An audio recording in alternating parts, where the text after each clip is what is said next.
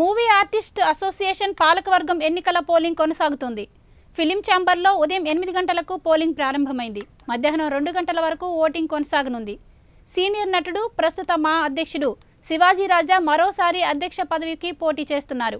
మరో నటుడు శివాజీ రాజాకు పోటీగా నరేష్ బరిలోకి దిగారు. సాయంత్రం 5 గంటలకు ఓట్ల లెక్కింపు మొదలవుతుంది. రాత్రి ఫలితాలు వెలువడనున్నాయి. ఈ ఎన్నికల్లో 745 మంది ఓటు హక్కును వినియోగించుకోనున్నారు. ఎన్నికలు స్నేహపూర్వక వాతావరణంలో జరుగుతున్నాయని సినీ నటులు తెలిపారు.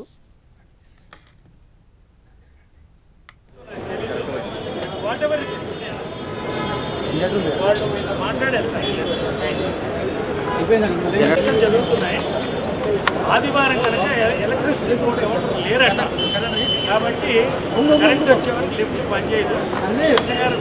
ఓటు వేయలేకపోవచ్చు. అపాలజైజ్. ఆదివారం కనుక ఇవాళ ఎవరు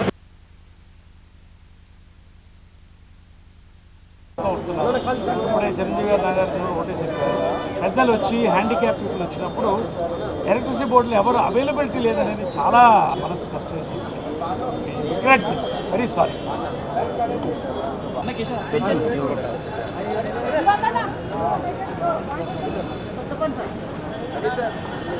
రెడీ సార్, రెడీ. ఏం మాట్లాడాలి ఇప్పుడు?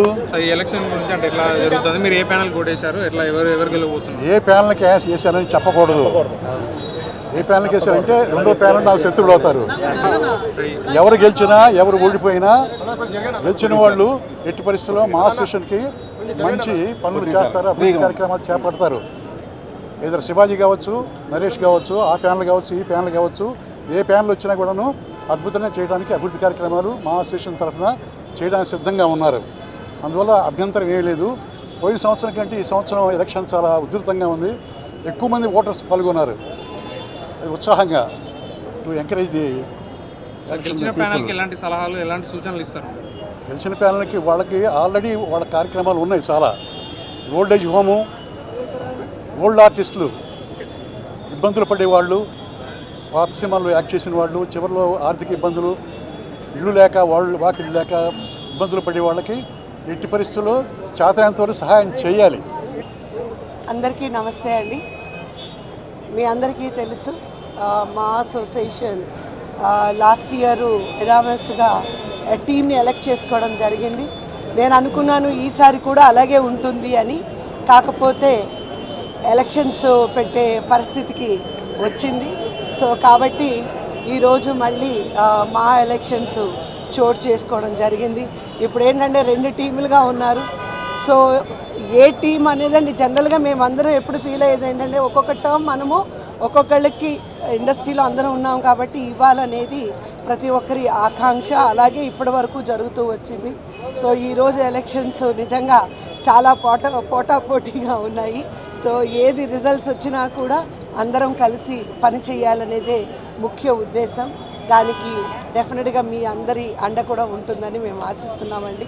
ఏది ఎవరు గెలిచినా కూడా ఎటువంటి డిఫరెన్సెస్ లేకుండా, గొడవలు లేకుండా ప్రశాంతంగా ఉండాలని నేను కోరుకుంటున్నాను. Thank you. అందరికీ నమస్కారం. Ready sir? అందరికీ నమస్కారం. ఈరోజు మా అసోసియేషన్